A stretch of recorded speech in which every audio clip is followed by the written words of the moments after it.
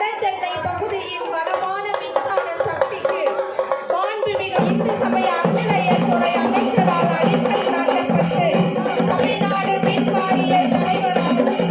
முயற்சியால் கொடுக்கப்பட்டு தமிழ்நாடு மின் வாரிய தமிழ்நாடு கழக அதிகாரிகள் மற்றும் பணியாளர்களால் பெரும் உழைப்புடன் முடிக்கப்பட்டு 5 புதிய 11 கிலோவாட் மின் பாதைகள் 2 MVA மின் பாட்டிகள் 15,000க்கும் மேற்பட்ட பயனாளிகள் என 8 மாதங்களில் வெற்றியை எட்டி பிடித்திருக்கும் பிராட்வே 33/11 கிலோவாட் புதிய துணை மின் நிலைய திறப்பு விழாவிற்கு